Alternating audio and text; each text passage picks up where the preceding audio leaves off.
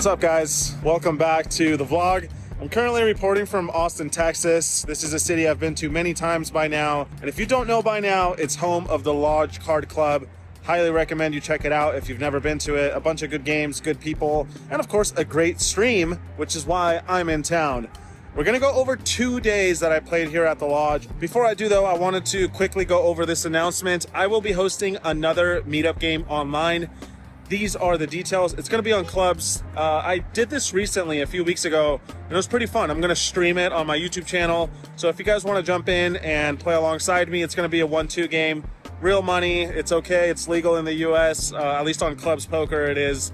And yeah, it's gonna be a good time. So if you wanna embarrass me on my YouTube channel, you wanna try to steal some of my chips or perhaps give me some of yours, this is the time and place to do that.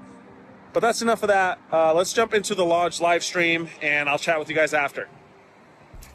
All right, let's get into some poker here at the Lodge. Covering 2 streams today. The first will be a 25-50, the second a much bigger 100-200. But that's not to say this first stream wasn't a lot of action. There were a lot of straddles going on, including in this first hand where we have a bunch of straddles all the way up to the 200. I look down at Queen Jack offsuit from the cutoff. I make it $500 to go and get a handful of callers before we go to a board of Queen 9 deuce with 2 clubs. I've got top pair. It is a little sketchy since we have so many opponents in this one, but when it gets to me, I'm going to continue betting. So I throw in $1,000. Only Crypto Max makes the call from the big blind. Everyone else folds, and we see the 4 of diamonds on the turn. Pot's nearly 5K, so when Crypto Max checks, I'm going to continue betting. I decide to size up a little bit simply because there are so many draws available and maybe worse top pairs that we can continue targeting. So I throw in a pink chip worth 5,000 US dollars. Back to Crypto Max now, who has a little over 15K in his stack. And instead of calling or folding, he decides to send all of that money into the middle. Unfortunately for Max, I've actually got a hand that I'm not going to fold. At least not for 10K more. Top pair should be good and still ahead of a bunch of draws. So I make the call, and just like that, we have $35,000 in the pot. As we go to 2 runouts, Max wants to see 2 rivers. I'm usually okay with it, although I typically prefer once. Either way, he's got a flush draw. First river is safe, second one also safe, so we start off on a good note. In the next one, I raise it up with ace-7 offsuit from late position, make it $400 to go, and then Mr. Dr. Skull, it's quite a mouthful, he bumps it up to $1,200 on the button. Back around to me, and look, ace-7 offsuit is probably a hand that shouldn't even raise initially, let alone call or re-raise. But with that in mind, I decide to go ahead and continue out of position versus Mr. Dr. Skull, and that's simply because I have a little bit of background with him and I want to give some action here. So I make a bad call pre-flop and we go to a board of Jack 6-3 with 2 spades. I check and he checks it back. Turn card is the 8 of diamonds. I check it again, but my intention here is to go for a check raise if he does bet, simply because I've got the ace of spades plus the 7, so I can represent a lot of different hands on the river. Straight draws and flush draws are going to complete pretty often on this kind of texture, so that's exactly what ends up happening. I check it a second time, he now bets $900, and I stick to the plan by bumping it up to $4,000. Worth noting, I would also do this with sets, 2 pairs, or even ace-jack once in a while. So I think having some bluffs makes some sense. Now, as to whether or not ace-7 offsuit should be one of those bluffs, I'll leave you guys to debate that. But anyway, he makes the call with ace-high, which it's a bit optimistic, but, you know, he does have the best hand, so credit to him.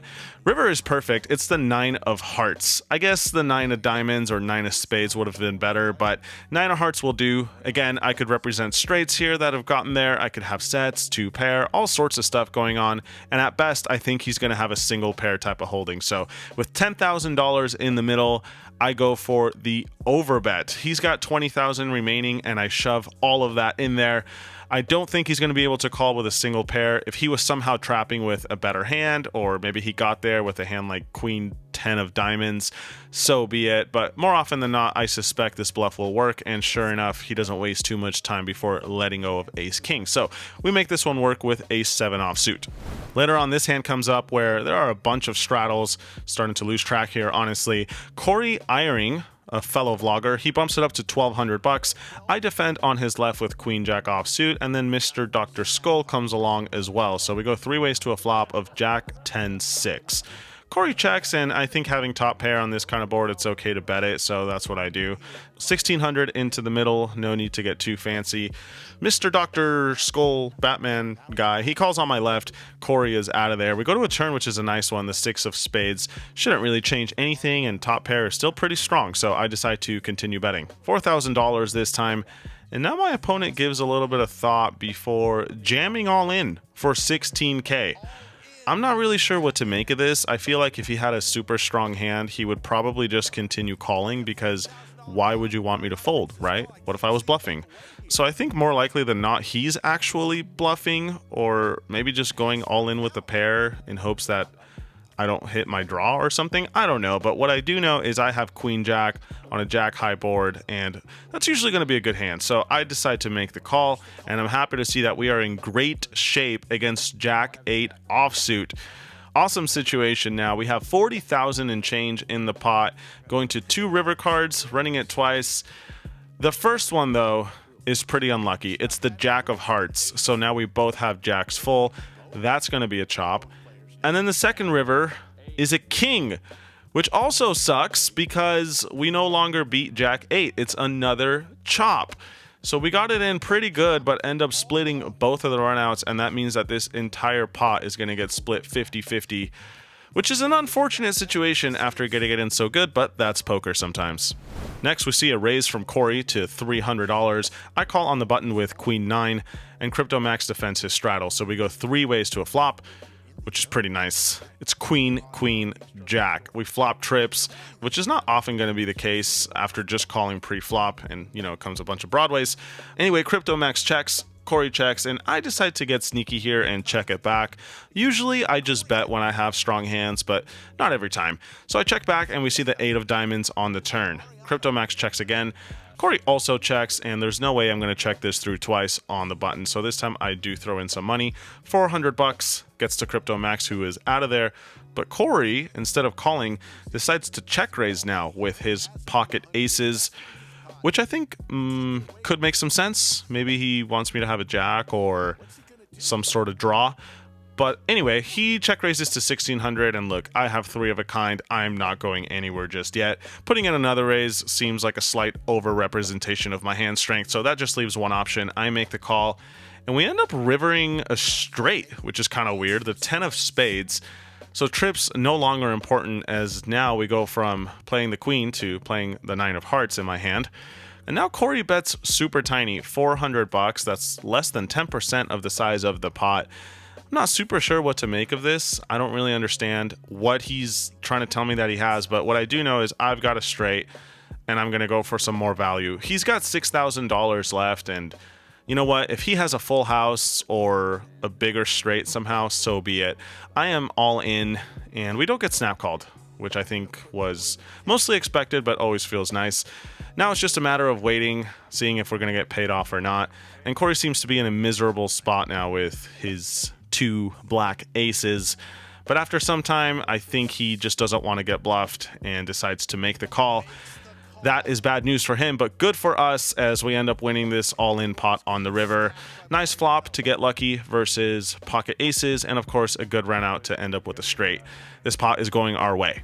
In the next one, there's 1 or 2 limps before I look down at 10-6 offsuit, and I decide to bump it up to $1,000, mainly because these limpers were giving me some weak vibes. So I make it 1,000.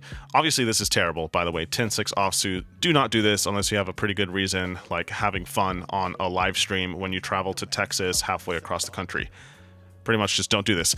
Anyway, I make it 1,000. Son makes the call only, so we go heads up to a flop out of position, which comes down ace king 6.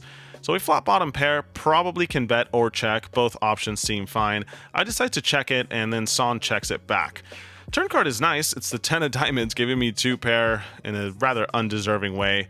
And even though just betting here would be completely fine, I decide to check it a second time, mainly because I don't expect Son to really have much after limp calling pre-flop, and it comes down ace king high.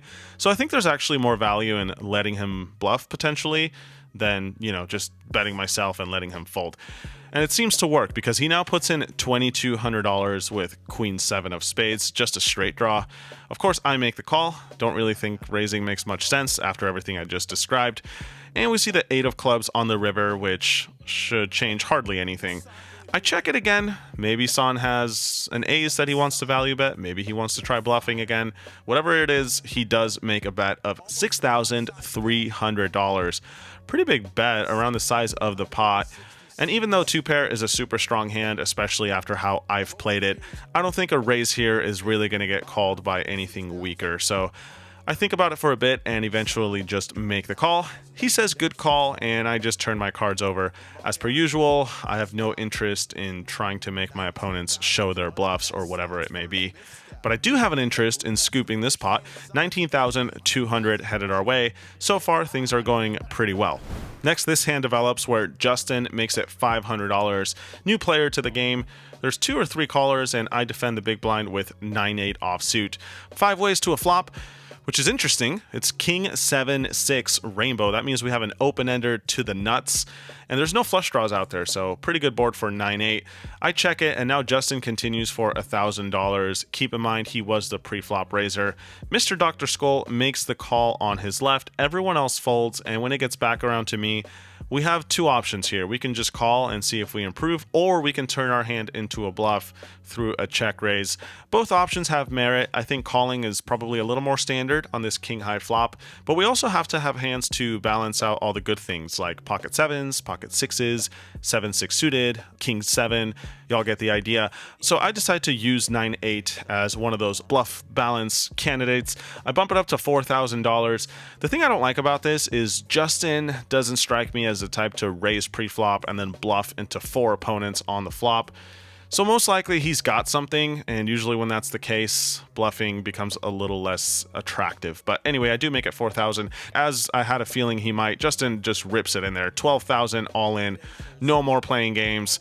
Mr. Dr. Skull folds, and when it gets back around to me, it's 8,000 to call into a pot that's somewhere around 20K. We're getting odds, I think, even though it's close. So I do decide to make the call, give Justin some action. He's new to the game, and, we should have pretty good chances of winning at least one board if we run it twice. We have a 34% chance of improving, which isn't that bad, considering there's 4 cards that we're going to see. First run out doesn't bring much help, though. It's a 3 and a 4. Second run out comes ace, 9. So we end up making a pair, but that's not good enough to beat king, queen. And Justin collects this $28,000 pot. Nice hand, Justin. Welcome to the game. Later on, this hand goes down where Crypto Max makes it 300. Birdman calls on the button, and I look down at pocket 10s in the small blind. Standard re-raise situation, I think, so I make it $1,800 to go.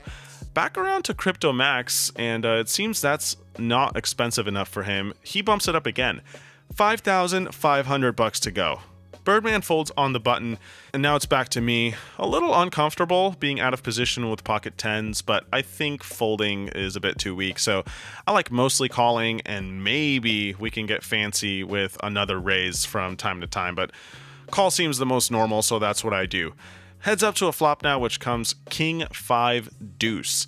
Not my favorite, of course, as there is a king out there, but still can't be folding to a single c-bet, which is what's going to happen here. I check, he bets 2,600, which is super tiny compared to the pot size, and I happily make the call as we are still beating hands like ace highs or ace 5 suited, what have you. Turn card's pretty nice. It's another king. Granted, it does bring in a possible flush, but considering that this is a 4-bet pot, we're not going to see too many flushes. I check it again, and now Crypto Max checks it back.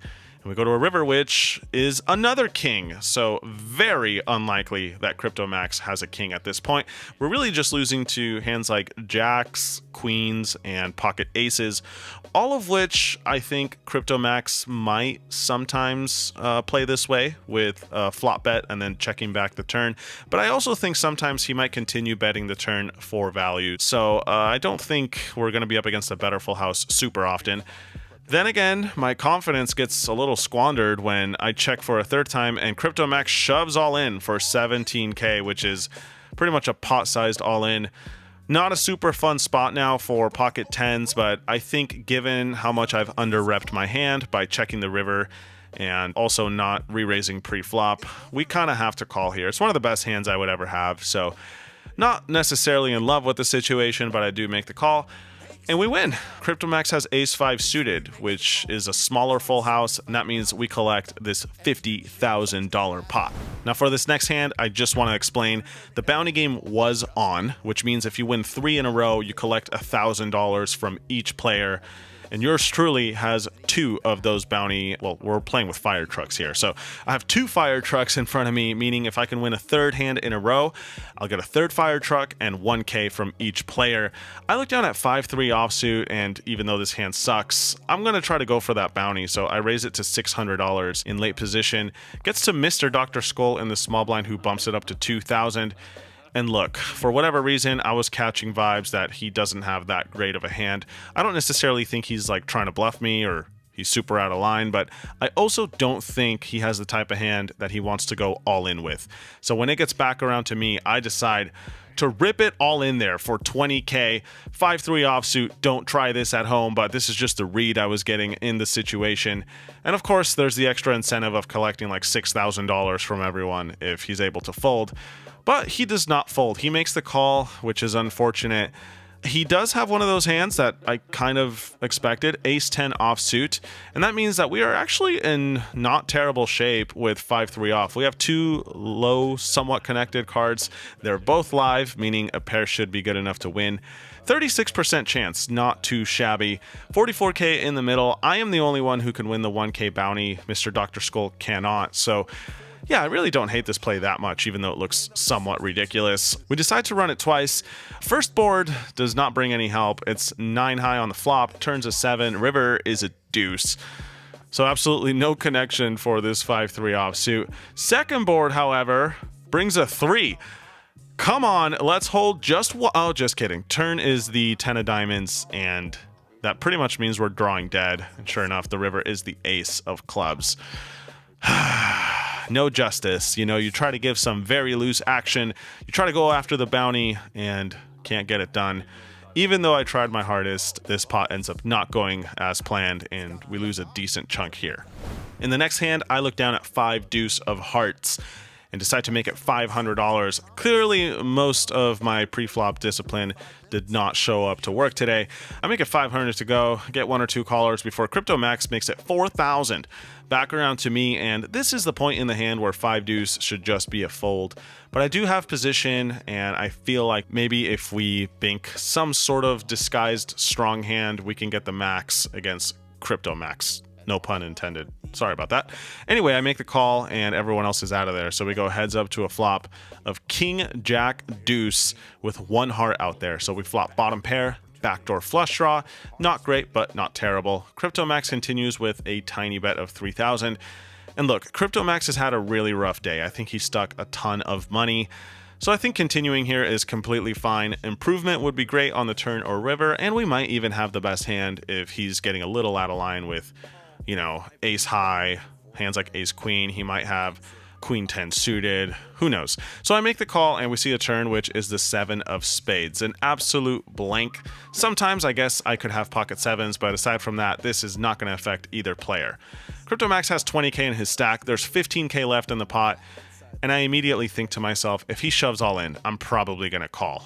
I know that seems a little crazy, but I just felt like an all-in here would be representative mostly of bluffs and not value. However, CryptoMax kind of rings the alarm bells, at least in my head, by betting smaller than that. He puts in 7K, which is around half pot. And this is the point in the hand where I most clearly felt like 5 deuce should be a fold. I mean, if he's bluffing for this size and leaving himself 12K behind, then more credit to him. But I felt like more often than not, this was just going to be a hand like ace king or better. And yeah, for whatever reason, I just was not disciplined enough to let it go at this point, which is really not good. This is probably the worst played hand of the day so far. And that's saying something, because I just showed you guys an all-in with 5-3 offsuit. But honestly, I didn't hate the 5-3 off that much. This hand, different story. I decide to make the call again, convincing myself that he's got ace-queen or ace-10 or something silly like that. Ace-5 suited, which we watched him play earlier. But I don't know, this hand just felt different, and Yeah, I don't like this turn call. River is the 8 of diamonds, so the flush does get there. And now Crypto Max shoves, which I thought was a little weird because my hand looks mostly like a flush draw. So if the flush gets there, then why would he go all in? And now I start to come up with different excuses in my head why the deuce might still be good. Oh, we're beating ace queen with a diamond. We're beating ace 5 suited. We're beating ace 10 with a diamond. We're beating, queen 10 of clubs, queen 10 of hearts, whatever. And that's just poor mentality. Whenever you're like desperately looking for an excuse to make a call that you think should probably be a fold, then you're, likely not playing your best. And that's exactly what's going on with me in this hand. After some time, my trust levels are a little too low and we're getting a great price. So I make the call getting like 3 or 4 to 1. But it's not a good call, and Crypto Max turns over the set. This hand, probably the most disappointing for me personally out of the whole day. Just completely unnecessary, from start to finish. And not my proudest moment, but I like to tell the story as it went down, and this was definitely a critical part of the day as we end up losing around $25,000. Nice hand to Crypto Max, getting the absolute maximum. Anyway, in this next hand, Justin has 2 fire trucks, which means if he can win this following one, he collects the bounty from everyone. It gets to me on the button and I have queen 7 offsuit.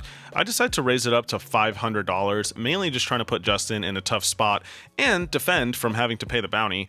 So I make it 500 to go. Justin does make the call, as does Crypto Max in the straddle. So we go 3 ways to a board of 10, 9, deuce, rainbow.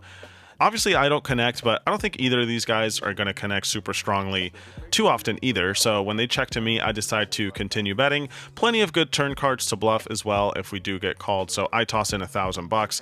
Justin makes the call, which doesn't look great. And then Crypto Max also makes the call. So go into a turn, which is the 6 of spades. I do have a 7, which means 8-7 gets there. I can represent that.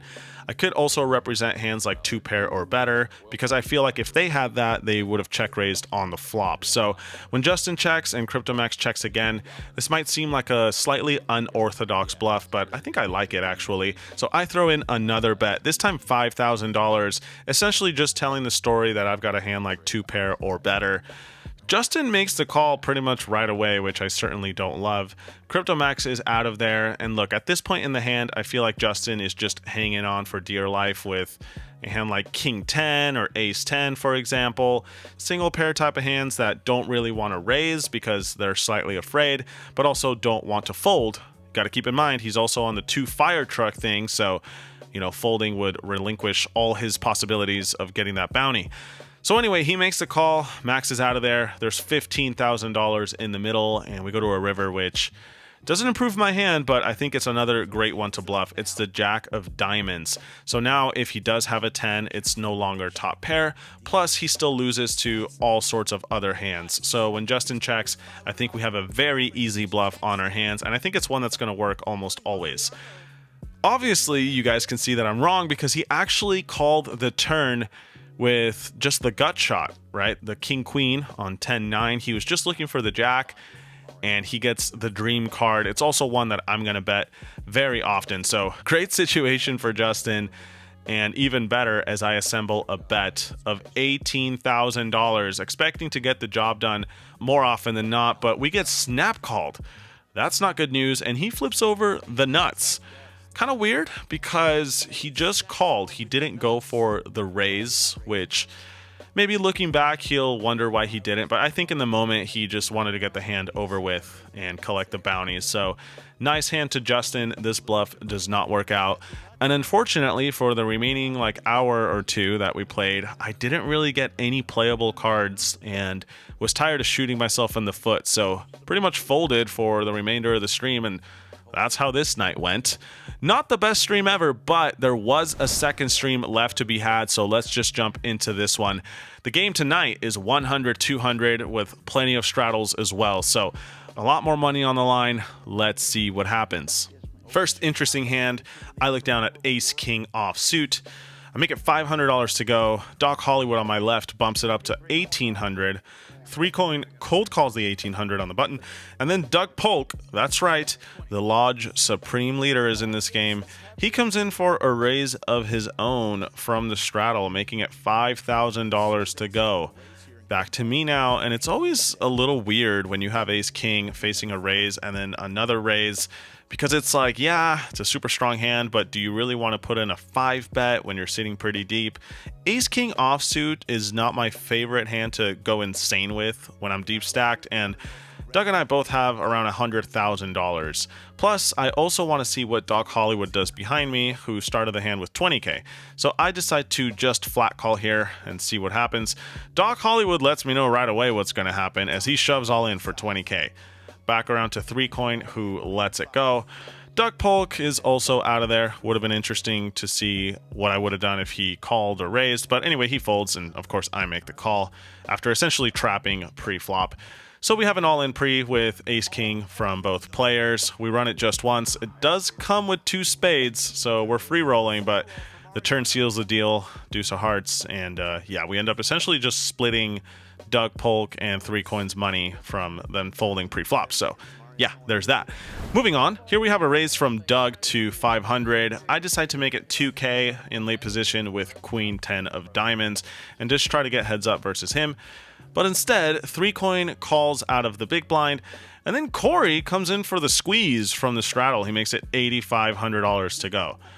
Doug is out of there, but when it gets to me, I have position, and I want to play pots against Corey, especially since he doesn't play high stakes very often. So I feel like either it would be fun to beat him in a big pot, and, you know, if he gets some chips off of me, then that's kind of like a rite of passage for him, I think. So I get in there with queen 10 suited, 3 coin gets out of the way, and we go to a flop, which comes all low cards, 8, 6, 6, 1 diamond. Obviously, I don't connect, but I think Corey's going to have ace high pretty often.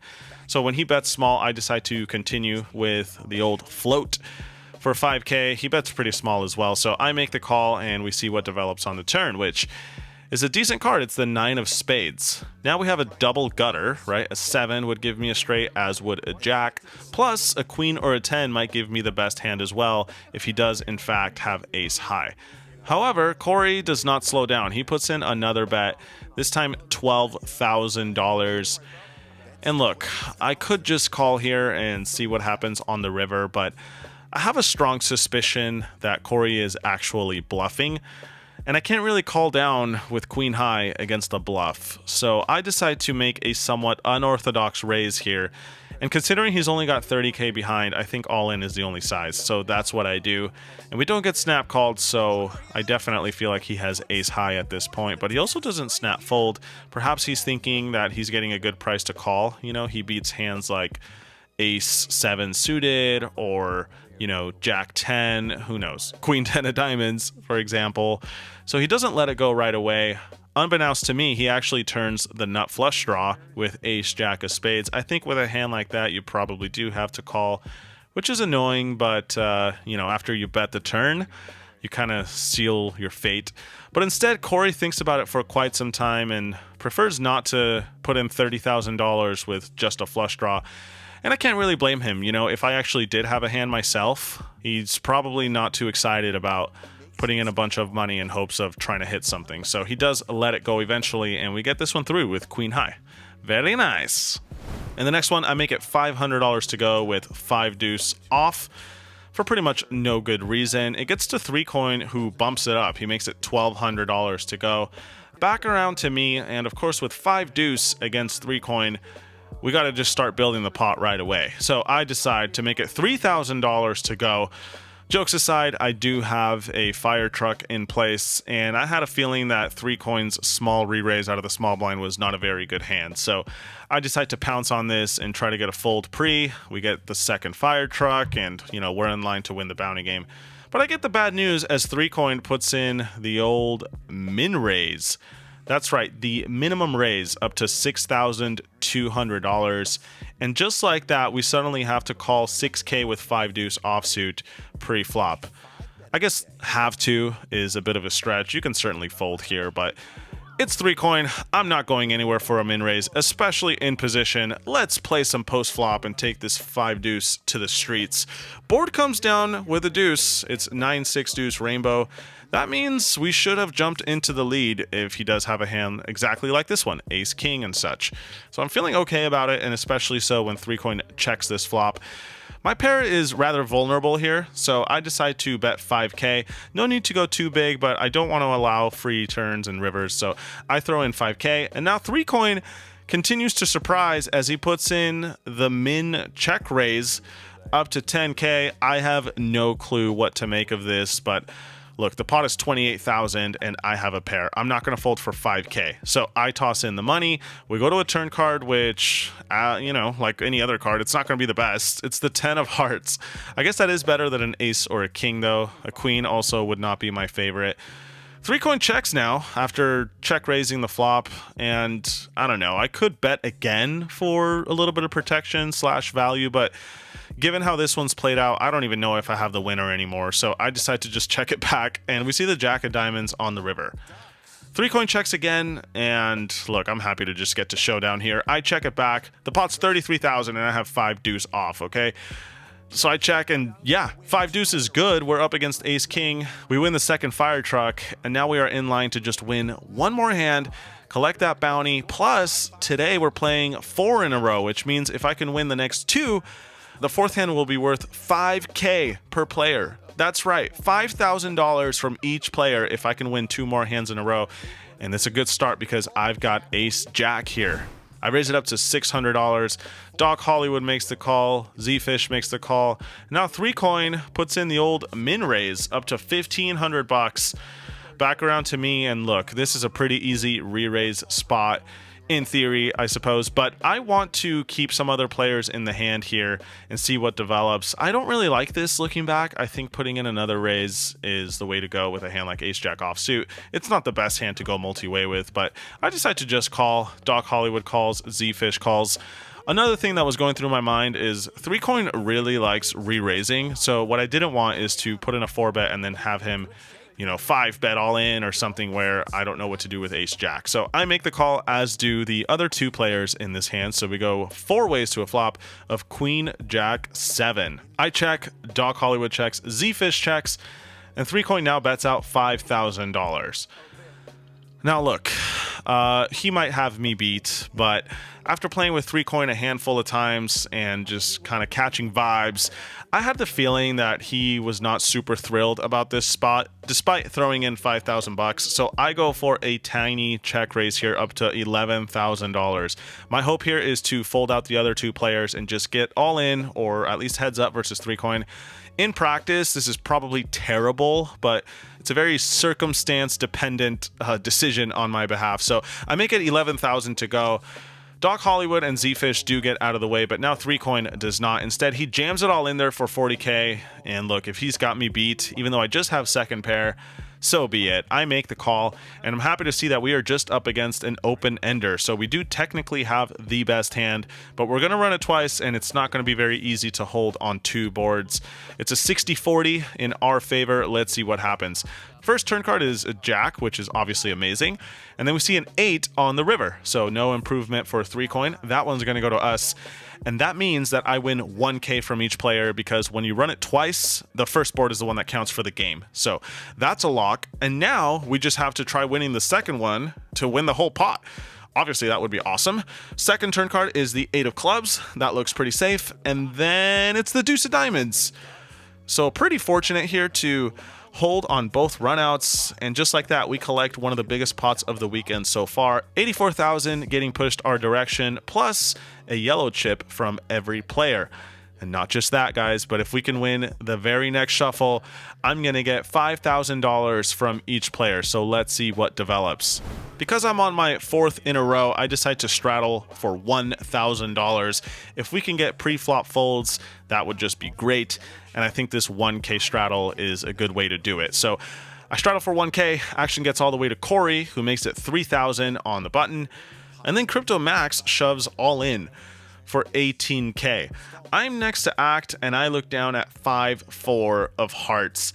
This is about as good as it gets. Our hand is playable, it's connected, and we can win $35,000 just in the bounty game. So no-brainer call here. It would kind of suck if Corey had something strong left to act behind, but then I look at his stack and he's only got like 22, which is essentially how much I've called already for max. So I'm completely fine with this. I make the call. Corey's out of there, and just like that, we have another all-in. We're going to run it twice, but the first one is the one that counts for the bounty game.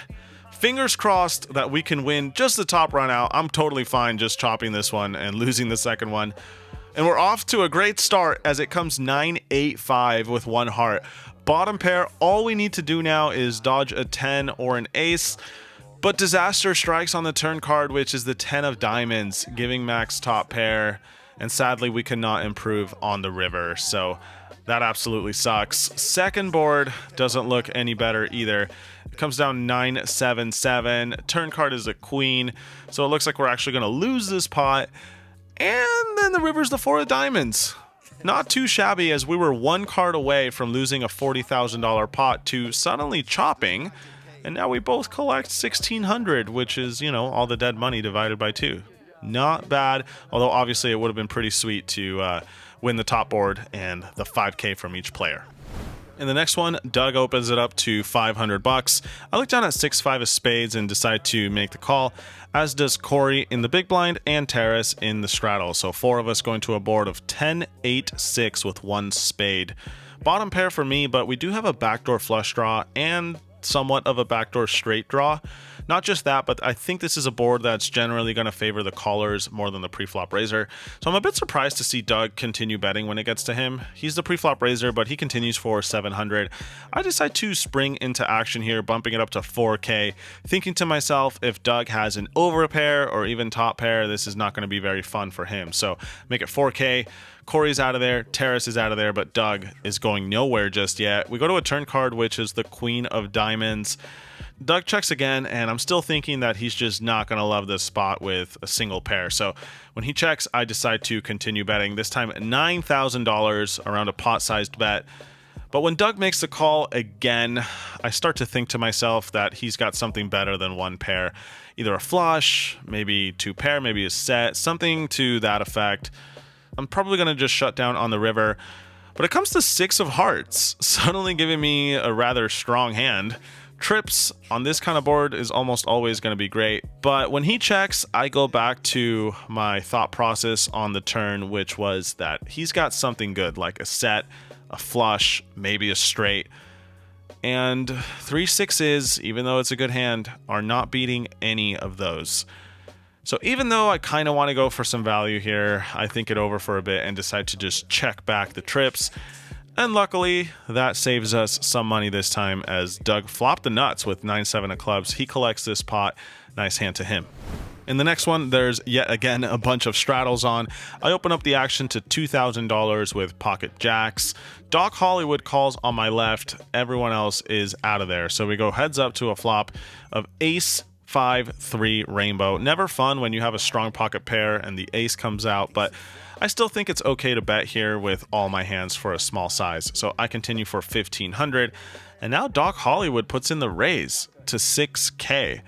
Not really sure what this is about. I would expect him to just call with top pair more often than not.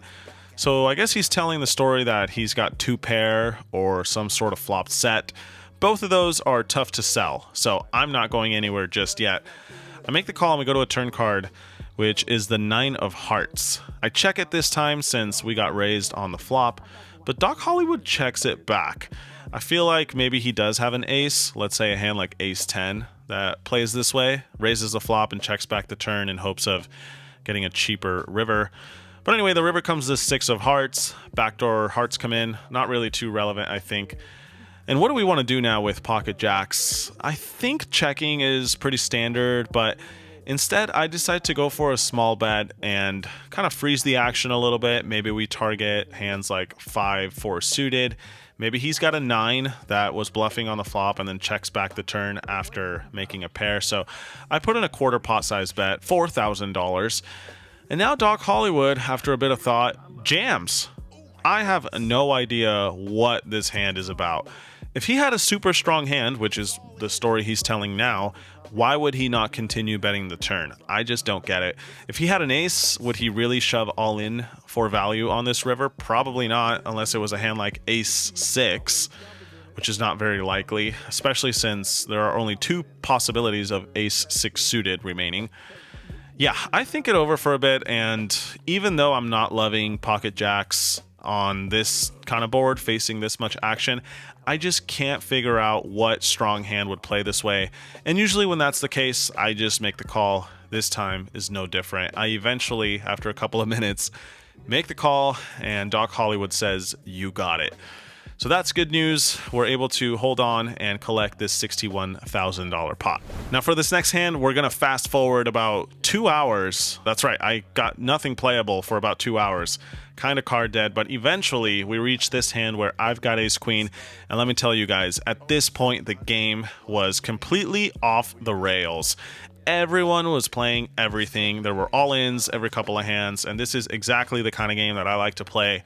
Lots of action, lots of bluffing, lots of punting. It makes me feel right at home. So anyway, the reason I'm telling you guys all that is to let you know that ace queen is a much stronger hand in this kind of context than it otherwise might be in a different kind of game.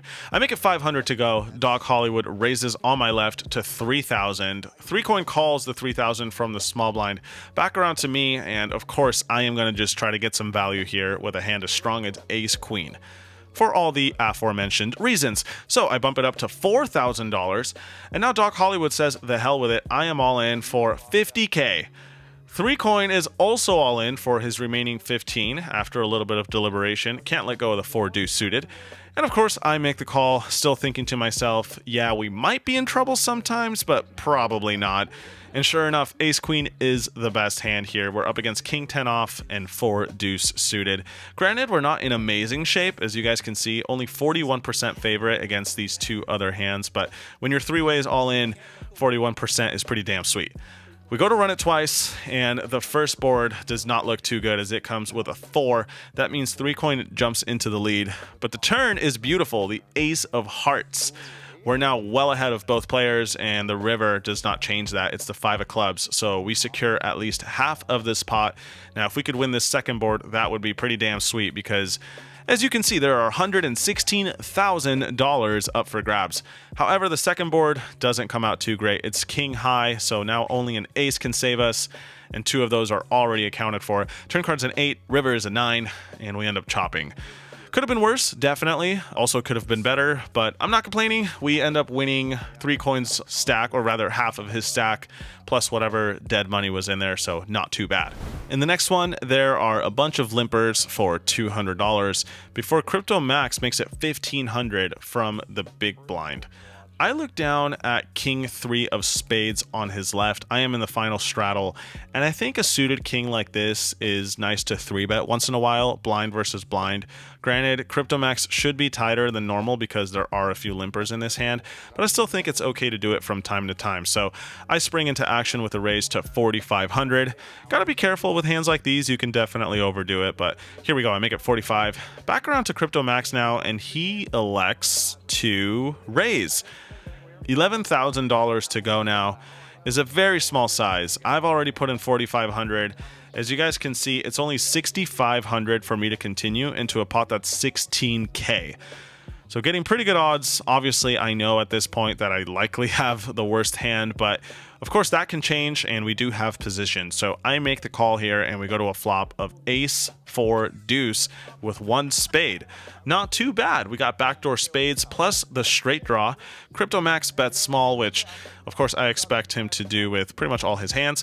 5K, can't go anywhere for me. I make the call, and we see a nice turn card. It's the 6 of spades, giving me that backdoor flush I mentioned.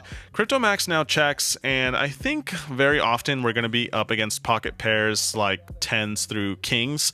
Sure, sometimes he might check an ace, but I don't see him doing that super often, and I also have a king, which provides a little bit of removal to ace-king, which he might play this way, who knows. I decide to start bluffing now. I think it's a pretty straightforward situation for me to do that. Question is, how big do we want to bet? And considering that he's got $45,000, I'd like to set up around a 2/3 all in on the river.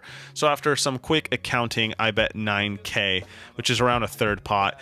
CryptoMax thinks for a bit and makes the call, which I guess I understand, but it's not going to be fun for him on most river situations. And I'm probably going to go in on any single card that comes out, but it turns out that it won't be a bluff because it's the deuce of spades, giving me the second nut flush in a very unexpected situation.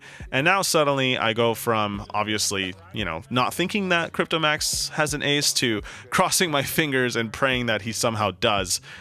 But he does check, and of course I'm just going to go all in as planned. Only difference is now we want to get called. But CryptoMax lets go of his pocket jacks rather quickly. And we take this one down after a bit of fortune on the river, although I feel like probably we might have gotten it through regardless. Alas, that brings us to the final hand of today's vlog. And I'm sorry that there were so many hands, but I'm just going to trust that you guys enjoyed them all. Here we go, the final hand, and probably the most important one of the day.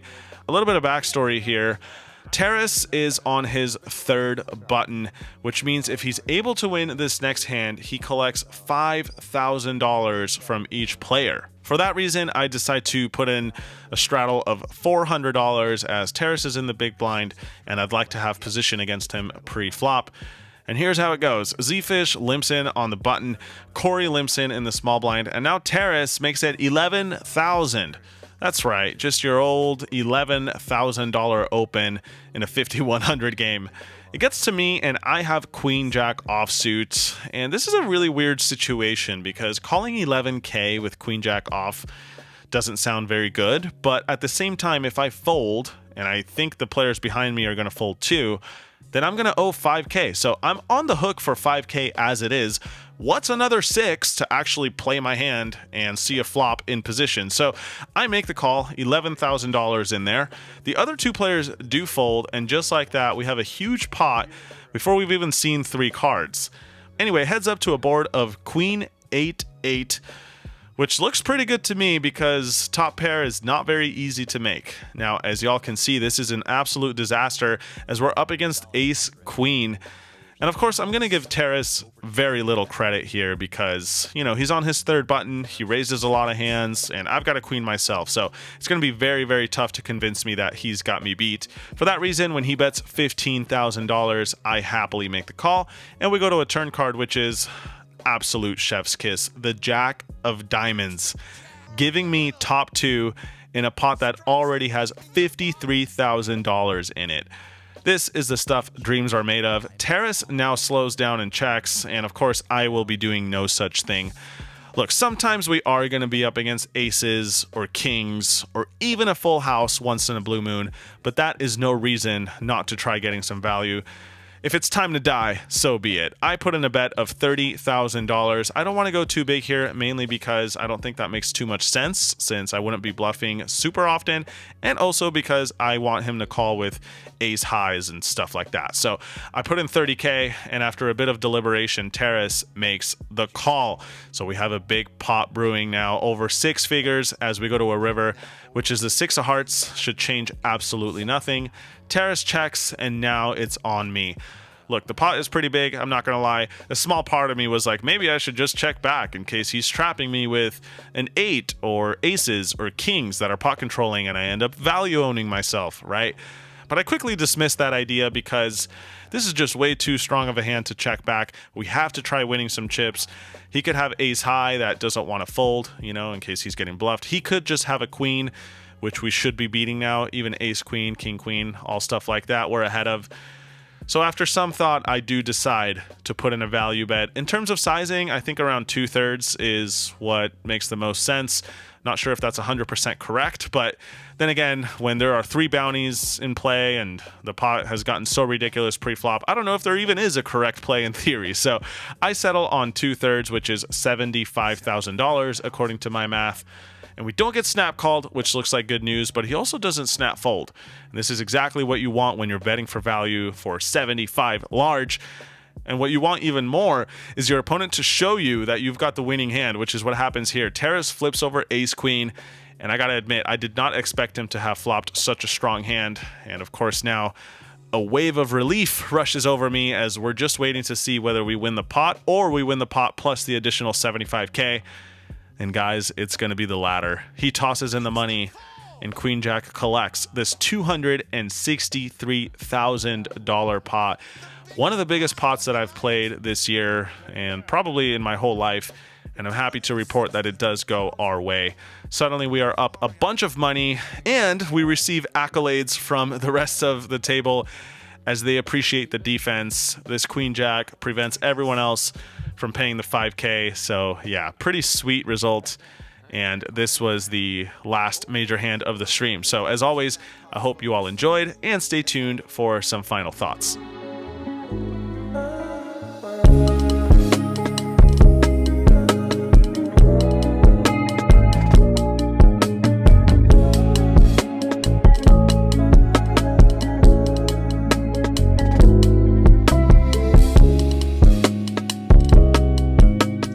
Yeah, so when it was all said and done, despite losing quite a significant amount the first day, I was able to run a little bit better the second day and find a much better result. In fact, I ended up winning over $200,000 on that second stream. So between both days, a profit of somewhere around 130K.